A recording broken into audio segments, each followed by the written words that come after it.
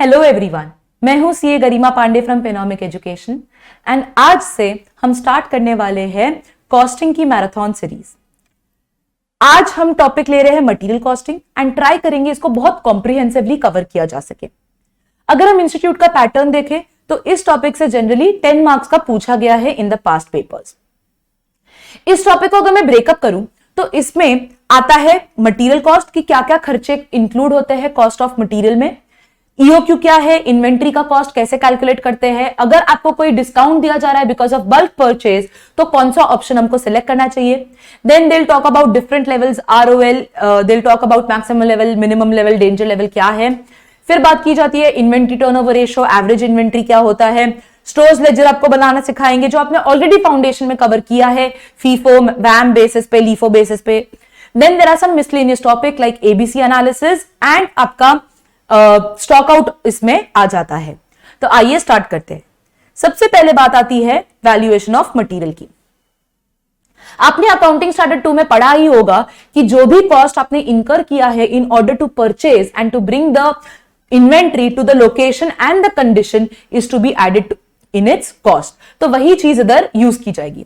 Trade discount की अगर बात करें तो फाइनेंशियल अकाउंटिंग में भी हम हमेशा उसको लेस करते हैं in order to identify our purchase value, so it is to be deducted. आपको कोई भी क्वांटिटी डिस्काउंट मिला है, बल्क डिस्काउंट मिला है तो उसका प्राइस भी आपका डिडक्ट हो जाएगा। Cash discount is not to be included in the cost. Cash discount होता है फाइनेंस चार्ज या फिर इंटरेस्ट कॉस्ट, तो it is not to be deducted from my cost of material. Then बात आती है सब्सिडी, ग्रांट्स की, इंसेंटिव्स की, तो उसका खर्चा आप डिडक्ट कर लोगे to identify your cost of material. आपने कोई भी अगर खर्चा पे किया है, रोड टैक्स हो गया, टोल टैक्स हो गया, वो इंक्लूड होगा अपने खर्चे में क्योंकि वो परचेज कॉस्ट का पार्ट है। जीएसटी की अगर बात की जाए इन जनरल, जीएसटी का अगर आप क्रेडिट उठा रहे हो तो आप कॉस्ट को डिडक्ट मत करो, कॉस्ट से उसको डिडक्ट मत करो। बट अगर आपको क्रेडिट ही नहीं मिल रहा तो वो आपके कॉस्ट का पार्ट है।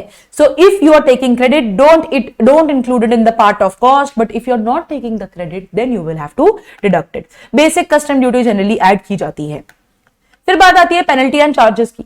कोई भी तरीके की पेनल्टी हो, कोई भी तरीका का चार्ज हो, आपको वो कंसिडर नहीं करना है। क्यों? क्योंकि इट इज एबनॉर्मल कॉस्ट। उसका नाम हो सकता है डेमरेज, उसका नाम हो सकता है डिटेंशन चार्जेस, फाइन, पेनल्टी, कुछ भी नाम हो, आपको उसको इंक्लूड नहीं करना है। अदर एक्सपेंडिचर्स में इन्होंने बात करी है इंश्योरेंस चार्जेस की। इंश्योरेंस चार्जेस अगर परचेज के रिलेटेड है तो आप उसको ऐड कर देंगे अपने कॉस्ट में। कमीशन ब्रोकरेज आपने परचेज के लिए पे किया है तो उसको भी आप ऐड कर देंगे। फ्रेट इनवर्ड है वो भी ऐड हो जाएगा। कॉस्ट ऑफ कंटेनर्स में 3 केस है बेटा।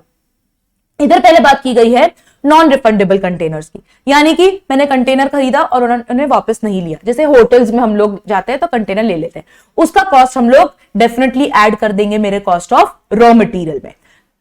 Then they talk about returnable containers. Returnable containers यानी कि अभी आप ले जाओ, आप अपना उसमें से रॉ मटेरियल निकाल लीजिए एंड देन मुझे कंटेनर्स वापस दे दो। In that case it is not to be considered as a part of cost क्योंकि कोई खर्चा मुझे लगा ही नहीं, पहले खर्चा लगा फिर मेरे को खर्चा का रिफंड मिल गया।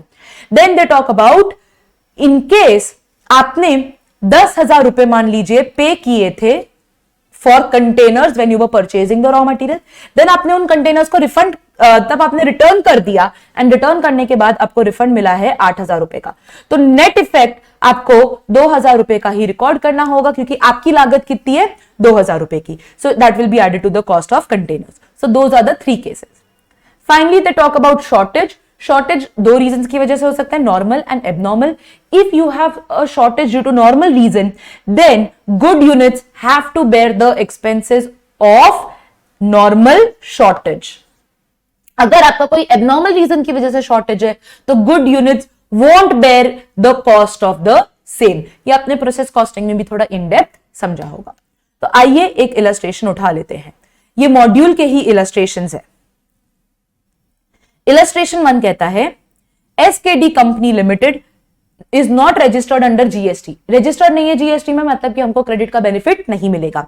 दे purchase material P from a company which is registered under GST. The following information is available for one lot of 1000 units of material. 1000 units के लिए फॉलोइंग इंफॉर्मेशन है। लिस्टेड प्राइस मुझे दे दिया गया है कितना 50,000 रुपए का। ट्रेड डिस्काउंट मुझे बोला है 10% ऑफ लिस्टेड प्राइस है, यानी कि 5,000 रुपए का मुझे डिस्काउंट मिला है, तो मेरे लिए अभी कॉस्ट हो गया है 45,000। GST SGST credit not available, वो हमें पता ही है नॉट अवेलेबल है, कितना बोला गया है 12%, तो 45,000 का 12% मुझे पे करना पड़ेगा जीएसटी के नाम पर, जिसका क्रेडिट नहीं उठा रही तो वो कॉस्ट में ऐड हो जाएगा। Then they talk about cash discount. Cash discount will be given only if the payment is made within 30 days. मैंने 30 डेज में पेमेंट नहीं भी किया या कर भी दिया, उससे कोई फर्क नहीं पड़ेगा, क्योंकि cash discount is a part of interest cost that is to be ignored. Freight insurance हो गया तो वो खर्चा ऐड कर दिया जाएगा। टोल टैक्स आपने पे किया है 1,000 रुपए का, ऐड कर दीजिए। डेमोरेज इज एबनॉर्मल, उसको इंक्लूड नहीं करेंगे। Commission and brokerage paid on purchase add कर दिया जाएगा। रिटर्नेबल कंटेनर्स के लिए आपने 6,000 रुपए दिए थे एंड आपको रिफंड में 4,000 रुपए आ गए, तो 2,000 रुपए का मेरा फाइनली लागत है। फिर इन्होंने बात करी है अदर एक्सपेंसेस की, which is 2% of total cost. ये जो खर्चा है ये मेरा टोटल कॉस्ट नहीं है, एक बार कैलकुलेट कर लेते हैं कितना है। This is equivalent to 58,800। अब बात आती है अदर एक्सपेंसेस की। अदर एक्सपेंसेस बोला है it is 2% of total cost. ये खर्चे में मेरा अदर एक्सपेंस लगेगा तब जाके मेरा टोटल कॉस्ट आएगा। This is 2% of total cost. So can I say that 58,800 is 98%? Yes. इस बेसिस पे अगर हम सॉल्व करेंगे तो मेरा टोटल कॉस्ट आ रहा है 60,000 का। अगर ये 60,000 का है तो मेरा खर्चा आ गया है अदर एक्सपेंसेस का 1,200 रुपए। ठीक। क्वेश्चन में हमको दिया गया है कि 20% मटेरियल शॉर्टेज है ड्यू टू नॉर्मल रीजंस की वजह से, तो good units are supposed to bear the expense with respect to it and they are asking me to calculate cost per unit. मेरे को 60,000 का खर्चा तो आ गया है, वो मुझे बाइफिकेट करना है on the good units. Good units की अगर मैं बात करूं, ये सब खर्चा 1,000 यूनिट्स के लिए था, जिसमें से 20% तो मैं नॉर्मल रीजंस की वजह से लूज करी हूं, तो 1,000 में से 20% ऑफ कर देंगे, दैट इज 200 यूनिट्स, तो मैं लूज कर दूंगी तो 800, तो ये आ गया मेरा 75 रुपीज पर यूनिट। फिर टॉपिक में कवर किया गया है EOQ. What is EOQ? Economic order quantity.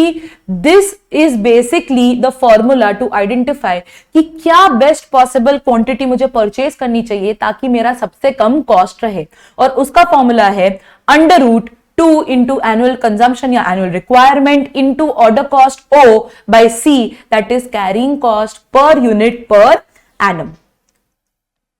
फिर इसी के रिगार्डिंग एक और टॉपिक आ जाता है to identify the cost of inventory. Inventory cost में मटेरियल का खर्चा तो है ही, मटेरियल में अलग अलग खर्चे और लगेंगे, जैसे कि ऑर्डरिंग कॉस्ट और कैरिंग कॉस्ट, तो उसका कैलकुलेशन भी इंक्लूड कर देना है। ऑर्डरिंग कॉस्ट का फॉर्मूला, कितने आपने साल में ऑर्डर्स पर ऑर्डर प्लेस करे हैं into order cost per order, उन दोनों से हम लोग को टोटल ऑर्डरिंग कॉस्ट आ जाएगा। Carrying cost is always calculated on, please do focus on this term, average inventory. मेरा कैरिंग कॉस्ट हमेशा एवरेज इन्वेंट्री पे कैलकुलेट होता है, तो एवरेज इन्वेंट्री का पे कैलकुलेट करूंगी carrying cost, that is average inventory into carrying cost per unit per annum. उसके लिए हम सॉल्व कर लेते हैं illustration number 5। Compute the EOQ and the total cost for the following. Annual demand मुझे दे दिया गया है 5,000 यूनिट का, फॉर्मूला हमें पता है 2AO by C into 2 into O कितना है मेरा ऑर्डरिंग कॉस्ट 16 बाय C कितने क्या क्या बोला गया है, storage cost is a part of carrying cost, interest rate it is also a part of carrying cost, obsolescence that is again a part of carrying cost. तो मेरा total carrying cost इधर बन गया है 20%। किसका 20%? With respect to unit price, that is 20 रुपए का 20%। तो आइए इसको सॉल्व करते हैं। 2 into 5,000 into 16 divide by 4 that is 40,000, इसका अंडर रूट बन गया 200, तो मेरा ईओक्यू आ चुका है 200 यूनिट्स। फिर हमें बोला गया है determine the total cost that would result for the items if the new price is 12.8। ठीक है, ये पार्ट आप अपने एंड से सॉल्व कर लीजिए, बट 200 यूनिट के लिए हम लोग अपना इन्वेंट्री का भी कॉस्ट आइडेंटिफाई कर लेते हैं। What is the cost of inventory? Inventory cost में एक तो आ जाएगा मेरा बेसिक रॉ मटेरियल का खर्चा।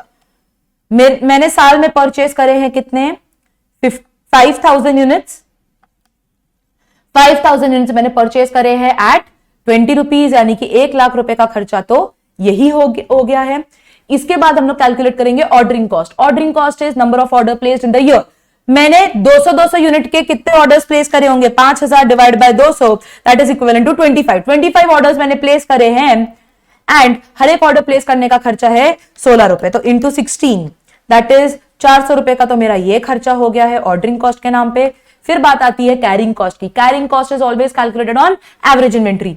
मैं हर बार ऑर्डर प्लेस कर रही हूं 200 यूनिट का, तो ऑन एन एवरेज मेरे पास है साल में 100 units into carrying cost. Carrying cost is 20% of 20 that is equal to 4 rupees, तो ये भी आ गया है मेरा 400 रुपए। So the total is 1,08,000। एक बात आप याद रखिएगा कि at the EOQ level ordering cost will always be equivalent to carrying cost. ये उसी का बेसिस पे ये फॉर्मूला बना है। इसका सेकेंड पार्ट आप अपने इनसे एक बार सॉल्व करके ट्राई करिएगा जरा। देन इसी में हमने बात करी थी कि डिस्काउंट के बारे में बोला जाएगा कि अगर आपके पास डिस्काउंट अवेलेबल है तो आपको कौन से क्वांटिटी पे परचेज करना चाहिए। तो उसी के लिए आप आ जाइए प्रैक्टिकल प्रॉब्लम नंबर 5 पर। EXE limited has received an offer for quantity discount on its order of material as under. बोला है कि अगर आप 500 टन से कम खरीदोगे तो 1200, 500 से 1000 पे 1180 का आपको प्राइस मिलेगा। 1000 से 2000 के बीच में प्राइसिंग हम लोग को दे दी गई है। The annual requirement of material is 5000 tonne. मुझे साल में 5000 टन की रिक्वायरमेंट है। ऑर्डरिंग कॉस्ट पर ऑर्डर बोला है 1200 रुपए and the stock holding cost is estimated 20% of material cost per annum, यानी कि इस खर्चे का 20% मेरा कैरिंग कॉस्ट हो जाएगा। You are required to compute the most economic purchase level. इसको हमें सॉल्व करना होगा एक टैबुलर फॉर्मेट में। तो डायरेक्टली आंसर में ही देख लेते हैं कि इसका सॉल्व कैसे करना है। इसमें मुझे पता है कि साल में मेरी हमेशा कोई भी केस हो मेरी टोटल रिक्वायरमेंट कितनी होगी 5000 यूनिट्स की। सबसे पहले केस में बोला है लेस देन 500 यूनिट्स पे मुझे प्राइसिंग मिलेगी 1200 की। तो बस अजम्पशन ले लिया मैंने कि 400 यूनिट पे कैलकुलेट करते हैं क्या कॉस्टिंग आएगी मेरी। तो इधर हम लोग ने कंसिडर करा है ऑर्डर साइज टू बी 400। 5000 मुझे चाहिए ऑर्डर टोटल क्वांटिटी और हर एक ऑर्डर में मैं 400 टन प्लेस कर रही हूं। तो ऐसे कितने नंबर ऑफ ऑर्डर्स में प्लेस करूंगी 5000 डिवाइड बाय 400, तो वो आ रहा है 12.5। So just we have rounded off. क्यों? क्योंकि हमें पता है कि यार कोई भी 12.5 ऑर्डर प्लेस नहीं कर सकता, या तो 12 या तो 13, तो इन्होंने इसको कन्वर्ट कर दिया है 13 में। कॉस्ट ऑफ इन्वेंट्री यानी कि रॉ मटेरियल का खुद का खर्चा कितना होगा 5000 साल में लगेंगे इंटू वॉट वैल्यू मुझे मिलेगा ये एट द वैल्यू ऑफ 1200, तो इंटू 1200 हम लोग ने कर लिया है, तो वो उसका ही खर्चा हो गया 60 लाख का। फिर बात करते हैं ऑर्डरिंग कॉस्ट की। Ordering cost is number of orders. कितने नंबर ऑफ ऑर्डर्स 13। कितने रुपए पर ऑर्डर था 1200, तो 13 इंटू 1200 किया, उससे आया 15,600। Carrying cost is always calculated on average inventory. Average inventory कितनी हो गई हर बार 400 टन मेरे पास आएंगे, तो 400 बाय 2 दैट इज 200 एंड इधर मेरा कैरिंग कॉस्ट उन्होंने बोला है 20% ऑफ कॉस्ट। कॉस्ट मेरे को बोला था 1200 रुपए, 1200 का 20% हो गया 240, तो 240 आपका बन गया है कैरिंग कॉस्ट पर यूनिट। उससे मेरे को आया सीसी इक्विवेलेंट टू 48,000, तो टोटल कॉस्ट हो गया 60,63,600। ऐसे ही सेकंड केस को मैं बेस ले लूंगी अपना 500 यूनिट, फिर 1000 यूनिट का कैलकुलेशन, 2000 यूनिट का कैलकुलेशन, 3000 का कैलकुलेशन एंड 3000 से ज्यादा का कुछ भी आप फिगर एक बार ले सकते हैं। 500 पे 5000 टन मुझे चाहिए, तो मैं कितने ऑर्डर प्लेस करूंगी साल में 10 ऑर्डर प्लेस करूंगी। उसकी कॉस्ट कितनी होगी कॉस्ट ऑफ इन्वेंट्री 5000 टन मुझे चाहिए, किस वैल्यू पे मुझे मिलेगा अगर मैं 500 टन परचेस करती हूं 1180 के वैल्यू पे, तो उससे मुझे कॉस्ट ऑफ इन्वेंट्री आ गया। फिर मेरा ordering cost number of orders into ordering cost per unit, तो 10 इंटू 1200, तो वो कितना आ गया 12000। And then we'll talk about carrying cost is average inventory इधर कितनी है 500 बाय 2 यानी कि 250 into carrying cost is 20% of your purchase price कितनी है 1180, तो 1180 का 20% हो गया 236, तो उससे मुझे आ गया कैरिंग कॉस्ट। ऐसे ही उन्होंने सारे लेवल्स पे 1000, 2000, 3000 पे कैलकुलेट कर लिया है। इससे मुझे पता चल गया है टोटल कॉस्ट। बेस्ट मेरे लिए ऑप्शन क्या है, सबसे कम मेरा कब है, इस लेवल पे, यानी कि 1000 नंबर ऑफ यूनिट्स मुझे परचेज करने चाहिए। फिर इसी में इन्होंने दूसरा क्वेश्चन पूछा है, what will your answer be to the above question if there is no discount offered and the price per ton is 1500। हमें पता है कि जब डिस्काउंट अवेलेबल नहीं है, so the best quantity to be purchased should be your EOQ. तो हम बोलेंगे ईओक्यू पे इसको कैलकुलेट कर लीजिए। बहुत ही सिंपल सा फॉर्मूला है, अंडर रूट 2a, यानी कि एनुअल कंजम्पशन जो है मेरा 5000 इंटू ओ मेरा कितना है, ordering cost 1200 divide by carrying cost. Carrying cost मेरा कितना है, कैरिंग कॉस्ट हो जाएगा 20% ऑफ 1500। इसको अगर हम सॉल्व करेंगे तो आंसर आ रहा है 200 यूनिट। सो 200 यूनिट मेरे इधर ईओक्यू आ जाएगा। इसके बाद हमने कवर किया है topic with respect two levels. Levels में सबसे पहला आता है reorder level, that is ROL, and this level basically tells me कि मुझे ऑर्डर कब प्लेस करना चाहिए, एंड इसका बेसिक फॉर्मूला है maximum consumption into maximum time. इसका एक और फॉर्मूला है which is safety stock plus average lead time consumption, and ये हमें लर्न करने की रिक्वायरमेंट है। इसका यूज कैसे होगा आगे समझेंगे थोड़ी देर में। Then we have the formula of minimum stock level. Minimum stock level मुझे ये बताता है कि मुझे कम से कम कितना स्टॉक मेंटेन करना चाहिए। हाइपोथेटिकली देखा जाए या थियोरेटिकली एक बार इग्नोर करे तो कम से कम कितना स्टॉक हो सकता है ऑर्गेनाइजेशन का, 0, इन्वेंट्री लेवल 0 हो सकता है। बट इधर हम कहना चाह रहे हैं कि कम से कम कितना होना चाहिए, तो वो है कि मैंने ऑर्डर कब प्लेस किया, मैंने ऑर्डर प्लेस किया है एट आरओएल लेवल। तो आरओएल लेवल पे मैंने ऑर्डर प्लेस किया, कितना ऑर्डर प्लेस किया, आरओक्यू प्लेस किया, लेकिन जब तक वो मुझे मिला उससे पहले मैंने ऑन एन एवरेज कितना कंजम्पशन किया होगा, so that is ROL minus average into average, and this becomes the formula of minimum stock level. इसी से मैं आरओएल का फॉर्मूला भी डिराइव कर सकती हूं, ROL is equals to minimum stock level plus average into average. तो इधर वही बात की गई है। तो ये आरओएल का फॉर्मूला नहीं, ये एक्चुअली मिनिमम लेवल का फॉर्मूला है। ठीक, फिर बात आती है मैक्सिमम स्टॉक लेवल कि ज्यादा से ज्यादा कितनी क्वांटिटी होनी चाहिए मेरे ऑर्गेनाइजेशन पे। ज्यादा से ज्यादा मेरे ऑर्गेनाइजेशन में हो सकती है आरओएल लेवल पे मैंने ऑर्डर प्लेस किया, कितना ऑर्डर प्लेस किया मैंने, आरओक्यू प्लेस किया, तो जैसे ही आरओक्यू आया आरओएल लेवल पे, लेकिन जब तक मेरे को आरओक्यू मिला यानी कि इकोनॉमिक ऑर्डर क्वांटिटी मिला, तब तक कम से कम मैंने कितना क्वांटिटी कंज्यूम किया होगा, that is minimum minus minimum into minimum. So maximum quantity कितनी हो सकती है, जब मैंने ऑर्डर प्लेस किया, जितना ऑर्डर प्लेस किया वो मुझे मिल गया, लेकिन उसके आने तक मैंने कम से कम कितना क्वांटिटी कंज्यूम कर लिया, that is minimum into minimum. So this becomes the formula of maximum stock level. Then we talk about average inventory. Average हमें पता है मैक्सिमम प्लस मिनिमम बाय 2, ये सिंपल फॉर्मूला है इसका एक और फॉर्मूला है जो हमें लर्न करना होगा, that is minimum stock level plus half of ROQ या फिर EOQ. Then they talk about danger level. Danger level यानी कि ये इमरजेंसी पीरियड के लिए मुझे ऑर्डर प्लेस करना पड़ेगा, that is average consumption into lead time for emergency purchase. इधर आप प्लीज नोट कर लीजिए maximum lead time for emergency purchase, यानी कि मुझे ज्यादा से ज्यादा कितना टाइम लग सकता है अगर मैं इमरजेंसी में भी ऑर्डर प्लेस करूं। इसी को अंडरस्टैंड करने के लिए जल्दी से इलस्ट्रेशन नंबर 7 पे आ जाते हैं। इलस्ट्रेशन नंबर 7 में हम लोगों को बोला है कैलकुलेट द डिफरेंट लेवल्स। ठीक है, reorder quantity is to be calculated on the basis of the following information. मुझे मतलब ईओक्यू या आरओक्यू भी कैलकुलेट करना होगा। Cost of placing order purchase is 20, number of units to be purchase in the year, ये मेरी A हो गया, ये मेरा ओ है। Purchase price inclusive of transportation cost is 50। ठीक है, एनुअल स्टोरेज कॉस्ट मुझे दे दिया गया है सी। ठीक है, तो भाई EOQ तो निकाल लेते हैं, 2AO by C that is under root 2A that is 5000 into O मेरा है 20 का, C है 5 का, तो ये हो गया 20 इंटू 1000 इंटू 2 यानी कि 40,000। तो वापस से आंसर आया मेरा 200 यूनिट। EOQ आ गया है मेरा 200 यूनिट्स की इक्विवेलेंट। लीड टाइम और कंजम्पशन का मुझे टेबल बनाना पड़ेगा इसके लिए, तो इधर बना लेते हैं।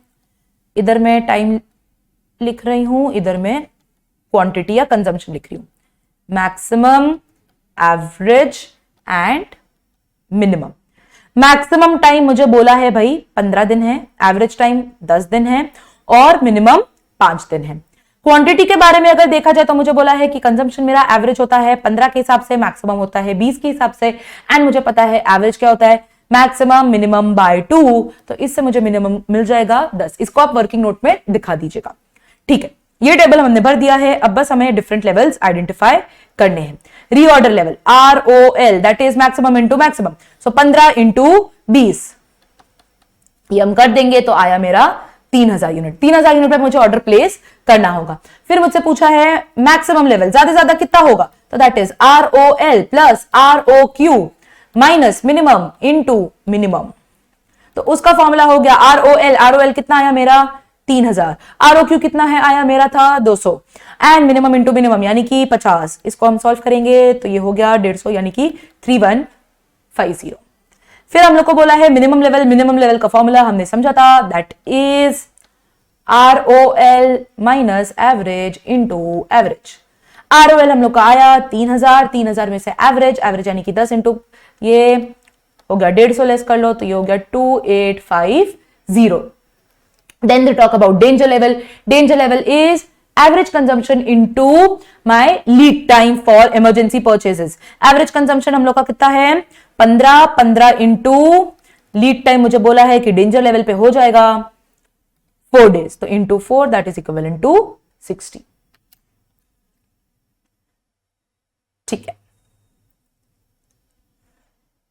फिर बात की गई है इन्वेंट्री टर्नओवर रेशो की। इन्वेंट्री टर्नओवर रेशो अगर आप 11th 12th कॉमर्स बैकग्राउंड से हैं तो आपने सीखा होगा inventory turnover ratio is cost of material consumed divided by average stock.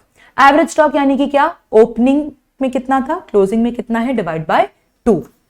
And then हम लोग ये भी आइडेंटिफाई कर सकते हैं कि कितना टाइम लगता है मेरे इन्वेंट्री को टर्नओवर होने में।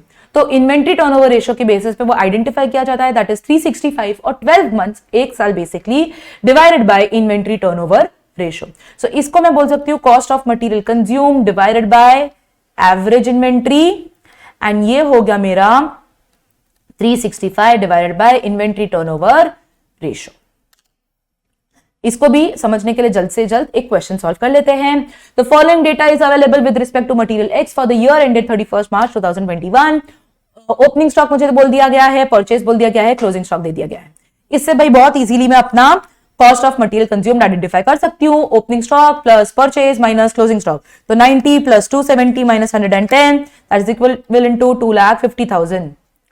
COMC cost of material consume मेरा कितना है 2,50,000 divided by inventory turnover ratio के आइडेंटिफाई करने के लिए मुझे लेना है average inventory. Average inventory 90 plus 110 by 2 that is equivalent to 1 lakh. तो ये कितना हो गया 2.5 टाइम्स है मेरा इन्वेंट्री टर्नओवर रेशियो। मतलब एक साल में ऑन एन एवरेज 2.5 टाइम्स मेरा इन्वेंट्री रोटेट होता है। हमें बोला है कि भाई number of days for which it is held, साल में होते हैं 365 डेज।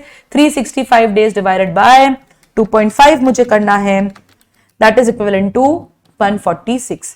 तो इसका बेसिक मतलब यह है कि ऑन एन एवरेज में एक साल में 146 डेज तक इन्वेंट्री को होल्ड करती हूं, फिर जाके वो सेल होके वो कन्वर्ट होती है।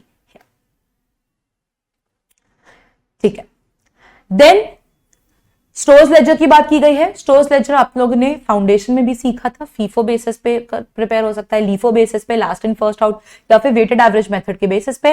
इसको हम स्पेसिफिकली सॉल्व नहीं कर रहे, इधर आपका पहले भी कवर हो चुका है, इसके लिए आप गो थ्रू कर सकते हो इलस्ट्रेशंस पे। मिसलेनियस सम्स की अगर हम बात करें तो बात आती है स्टॉक आउट की। स्टॉक आउट बेसिकली वो टाइम होता है जब मेरे पास प्रोडक्शन करने के लिए स्टॉक बचा ही नहीं, ऐसी कोई भी सिचुएशन अराइज नहीं हो जाए, तो इसलिए मैं एक सेफ्टी स्टॉक आइडेंटिफाई करती हूं। और ये सेफ्टी स्टॉक आपने अभी कहां पढ़ा था, हमने पढ़ा था in order to calculate ROL level. So वही लॉजिक को अब हम लोग इधर अंडरस्टैंड करते हैं। उसके लिए बहुत अच्छा इलस्ट्रेशन है अपने मॉड्यूल में, illustration number 8। IPL limited uses a small casting. Small casting मेरे लिए क्या है, बेसिकली इधर मटीरियल बन गया, in one of its finish product. The castings are purchase from a foundry. ठीक है, IPL limited purchases 54,000 castings per year at a cost of 800 per casting. तो ये मेरा क्या है, एनुअल डिमांड बन गया मेरा, और ये क्या है मेरा कॉस्ट पर यूनिट बन गया अभी। ठीक है। The castings are used evenly throughout the year, साल में मैं all throughout same quantity purchase करती हूँ, ऐसा नहीं कोई महीने ज्यादा प्रोडक्शन चाहिए, कोई महीने कम चाहिए। On 360 days per year basis, ठीक है। The company estimates that the cost of 9,000 rupees to place a single purchase order, ये क्या है मेरा ऑर्डरिंग कॉस्ट है, एंड 300 रुपए लगते हैं एज कैरिंग कॉस्ट, ठीक है। The high carrying cost result from the need to keep the casting carefully in control temperature and humidity conditions and from high cost of insurance, ठीक है। Delivery from the foundry generally takes 6 days, generally कितने दिन में मेरा सामान आ जाता है, raw material आ जाता है 6 डेज। तो ये मेरा मिनिमम है, मैक्सिमम है कि एवरेज है? एवरेज है। ऑन एन एवरेज 6 दिन में मेरे को डिलीवरी मिल जाती है, but it can take as much as 10 days. तो ये मेरा एवरेज है, ये मेरा मैक्सिमम बताया गया है, ठीक है। The days of delivery time and percentage of their occurrence are shown in the following tabulation. 6 दिन में ऑन एन एवरेज कब कितनी बार आ जाता है? 75% टाइम्स आ जाता है। 7 दिन में इधर लिखा तो 10% है, लेकिन कितने प्रतिशत मैं कह सकती हूं कि भाई 7 दिन में तो डिलीवरी हो ही जाएगी? तो सिर्फ 10% नहीं है, वो एक्चुअली कितना है? 85%। 8 दिन में तो भाई डिलीवरी हो ही जाएगी, ऐसा मैं कितनी परसेंट बोल सकती हूँ? 90%। That is 85 + 5। 9 डेज में कितने डिलीवरी हो जाएगी? 95%, और इसमें 100%। तो बेसिकली ये 75, 10, 5, 5 क्यूमुलेटिव किया नहीं गया है, हमको इसको अंडरस्टैंड करना है from cumulative point of view. फिर मुझे बोला गया है कंप्यूट ईओक्यू। ईओक्यू कैलकुलेट करने का तो बहुत ही बेसिक सा तरीका हमें आता है। √2a, ए मेरा कितना है? मेरे को चाहिए कितने यूनिट्स? हमने आइडेंटिफाई किया था 54,000, तो 54,000 हम लोग कंसिडर कर लेते हैं। 54,000 यूनिट्स मुझे चाहिए। ऑर्डरिंग कॉस्ट मेरा आ गया है 9,000 पर ऑर्डर बाय सी मुझे बोला है कितना है? 300 है। इसको सॉल्व कर लेते हैं। 2 × 54,000 × 300, इससे मुझे आया है 1800 यूनिट्स। तो मेरा EOQ आ गया है 1800 यूनिट्स के इक्विवेलेंट, ठीक है। फिर मुझे बोला गया है assume the company is willing to assume 15% risk of being out of stock, what would be the safety stock and reorder point, ठीक है। मेरे को क्या बोला है कि भाई 15% तक का रिस्क मैं ले सकती हूँ of being out of stock. 6 days के एवरेज पे मैं बोल रही हूँ कि भाई 75% ऑफ द टाइम सामान आ ही जाता है, पर 25% ऐसे भी तो चांसेस है कि नहीं आता है। 75 पे 7 डेज में 85% तो सामान आ ही जाता है, बट 15% सामान नहीं भी आता। तो इधर जब मेरे को बोला जा रहा है कि 15% रिस्क, यानी कि मैं 7th डे की बात कर रही हूँ। मुझे बोला है कि मुझे सेफ्टी स्टॉक अब मेंटेन करने की रिक्वायरमेंट है। ऑन एन एवरेज जनरली कितने दिन में सामान आ जा रहा है? 6 दिन में तो आ ही जा रहा है। तो मुझे कितने एडिशनल डेज के लिए स्टॉक मेंटेन करना है? 7 दिन के लिए नहीं, 7 दिन तक का मैं रिस्क बेयर कर सकती हूँ, जिसमें से 6 दिन तक का तो सामान आ ही जाता है।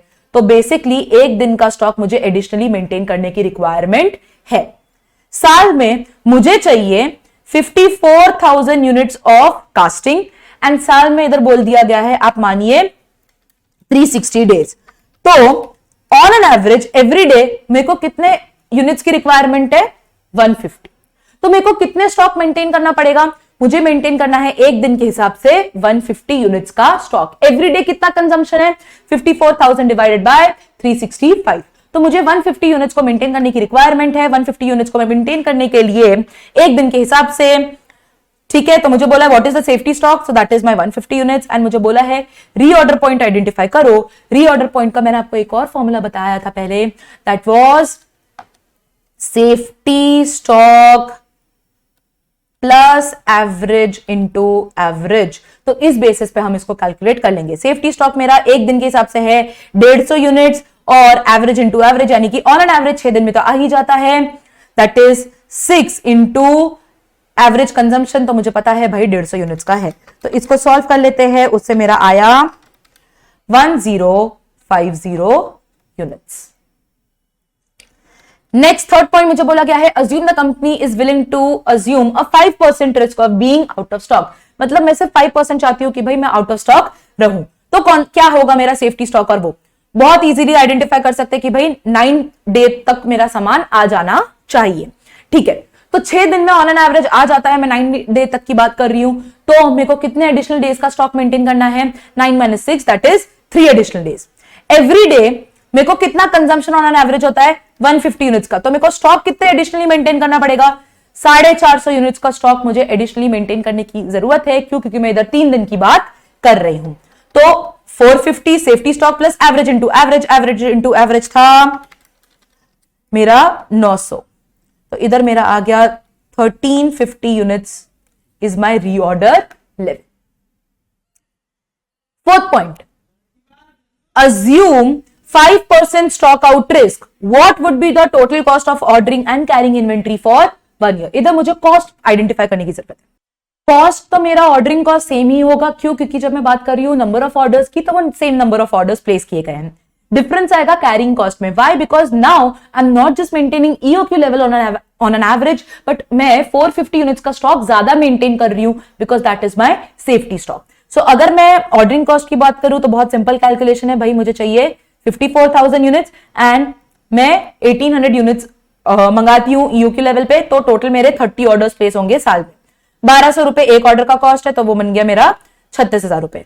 कैरिंग कॉस्ट की अगर मैं बात करूं तो ईओक्यू को कैरी करने का कॉस्ट कितना 1800 यूनिट्स, बट उसको एवरेज आउट कर देती हूं। क्यों? क्योंकि साल में मेरे पास ऑन एन एवरेज 900 यूनिट होंगे इनटू 300 rupees, that is my carrying cost per unit.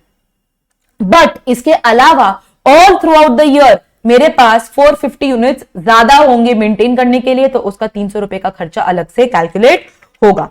सो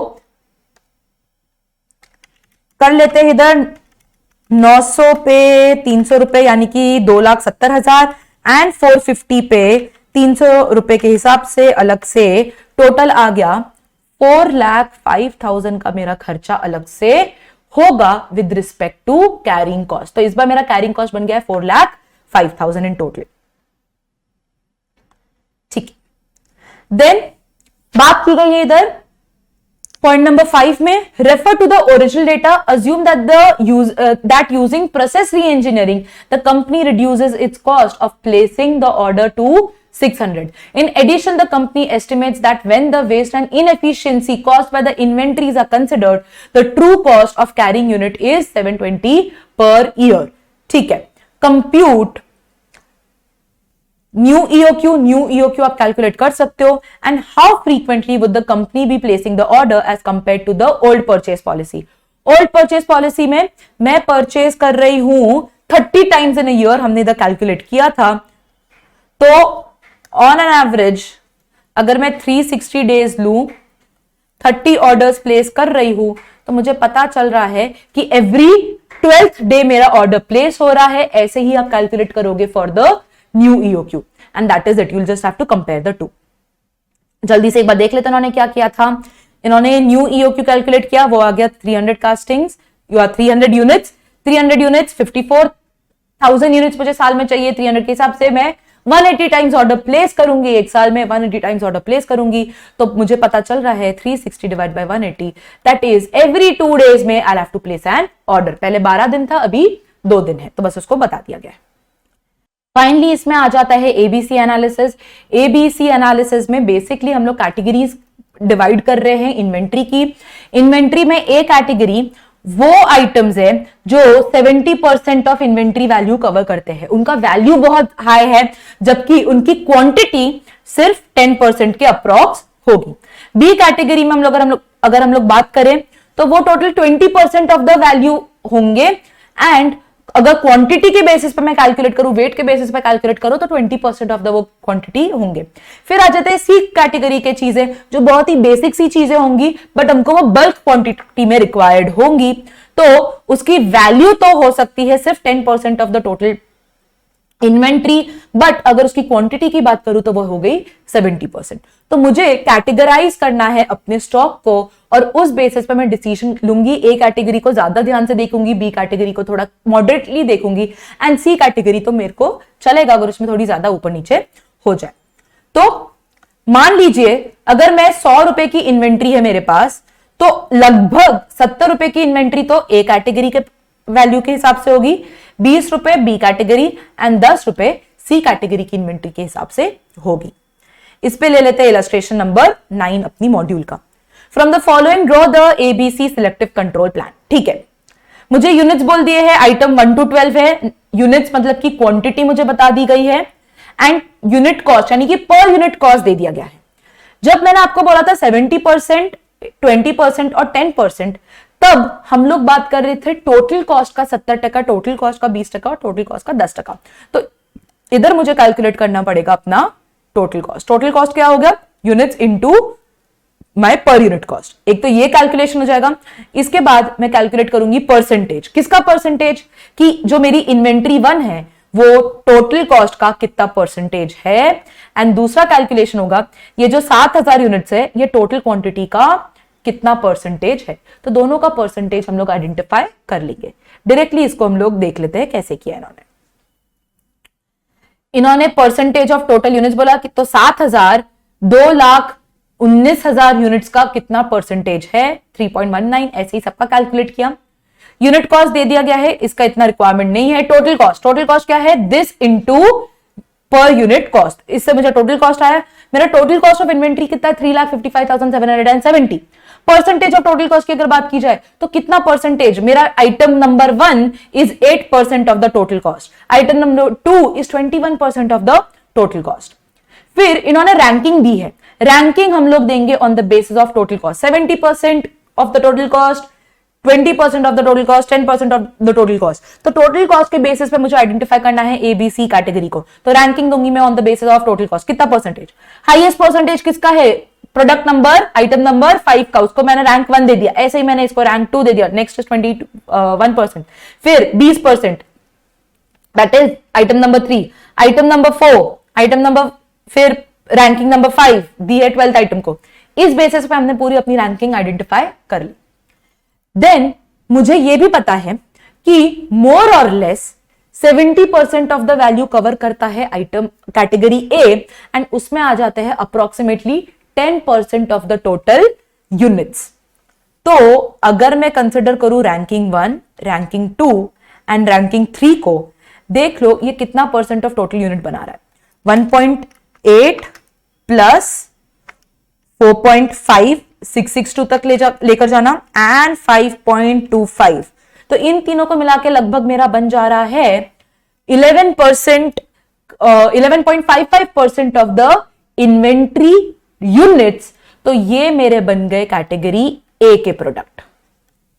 इनका वैल्यूएशन भी आप चेक कर सकते हैं। वैल्यूएशन 21.5% प्लस 23.02 प्लस 20.42, क्या वैल्यू आ रही है? 64.94, यानी कि 65% के इक्विवेलेंट आ रही है। That is nearer to 70। तो ये बन गए मेरे category A products. Category B की बात करूं तो फिर नेक्स्ट आप कंसिडर करोगे कि भाई कितने प्रोडक्ट्स बना रहे हैं 20% वैल्यू। तो इनको आप ऐड करिए, 20% आइडेंटिफाई करिए। 4 ले सकते हैं, 5 ले लीजिए, 6 भी आप ले सकते हैं, मे बी 7 भी उसमें कंसिडर कर दिया जाएगा। वैल्यू के बेसिस पे एंड टोटल कॉस्ट के बेसिस पे ऑन एन एवरेज वो 20% होना चाहिए। देन आ जाएगा कैटेगरी सी, जहां पे वैल्यू के हिसाब से तो वो सिर्फ 10% होगा, लेकिन वॉल्यूम के हिसाब से वो होगा 70%। इस बेसिस पे हम लोग आइडेंटिफाई करते हैं एबीसी। हो सकता है कि हम लोगों के आंसर में कुछ 1-2 प्रोडक्ट ऊपर नीचे हो जाए, दैट इज फाइन, क्योंकि इन्होंने, अगर आप इधर देखो तो इधर वर्ड यूज किया है assumption, so that is fine. Management का डिसीजन है कि एबीसी किसको आइडेंटिफाई करना है किसको नहीं, बट मोर और लेस कैटेगराइजेशन सेम ही रहेगा। एंड इससे खत्म हो जाता है हमारा मटेरियल कॉस्टिंग का रिविजन। होप आपको समझ में आया and you liked it. All the best for your exams, and for more such content please do follow our page. Thank you guys.